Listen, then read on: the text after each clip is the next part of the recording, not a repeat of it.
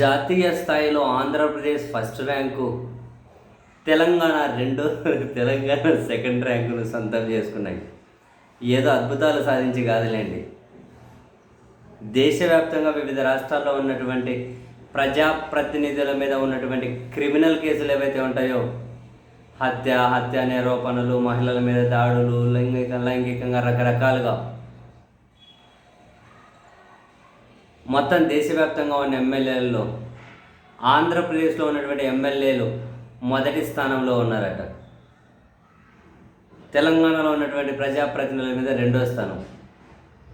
ఆంధ్రప్రదేశ్లో ఉన్న ఎమ్మెల్యేల మీద ఉన్నటువంటి కేసులు ఫస్ట్ ర్యాంకు, తెలంగాణలో ఉన్నటువంటి ఎమ్మెల్యేల మీద కేసులు సెకండ్ ర్యాంకు. ఈ మేరకు అసోసియేషన్ ఫర్ డెమోక్రటిక్ రిఫార్మ్ ఒక నివేదిక విడుదల చేసింది. ఓవరాల్గా దేశంలో 28 రాష్ట్రాలు, 3 కేంద్రపాలిత ప్రాంతాల్లో 1861 మంది ఎమ్మెల్యేలపై క్రిమినల్ కేసులు ఉంటే,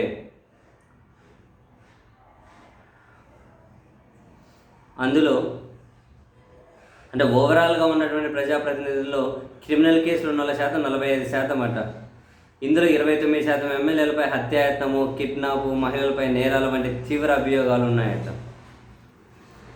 ఈ మొత్తం 28 రాష్ట్రాలు, 3 కేంద్రపాలిత ప్రాంతాల్లో హయ్యెస్ట్ ఏపీలో ఉన్నటువంటి 175 మంది ఎమ్మెల్యేల్లో 138 మంది మీద క్రిమినల్ అభియోగాలు ఉన్నాయట. 175 మందిలో వైసీపీ వాళ్ళు 11 మంది ఉన్నారు. మిగతా కూటమి పార్టీలు 164 ఉన్నాయి. ఓవరాల్ 175 మంది ఎమ్మెల్యేల్లో ఏకంగా 138 మంది మీద క్రిమినల్ అభియోగాలు ఉన్నాయట. అంటే 79%. ఓవరాల్గా దేశ యావరేజ్ 45% అయితే ఒక ఆంధ్రప్రదేశ్లోనే ఇది 79% అట. ఆ తర్వాత రాష్ట్రాల్లో తెలంగాణ అట 69% మంది ఎమ్మెల్యేలపై క్రిమినల్ కేసులు. తర్వాత బీహార్ 3% అట. సర్లేండి, మొత్తం మీద బీహార్ని కలవరించి బీహార్ స్థాయికి అయితే ఎదిగిపోయారు. మామూలు చిన్న చితక కేసులు ఉంటేనే ఉద్యోగానికి ఎలిజిబుల్ కాదు, పాస్పోర్ట్కి ఎలిజిబుల్ కాదు, అది ఇది అని చెప్పి నానా సుఖాలు చూపెడతారు.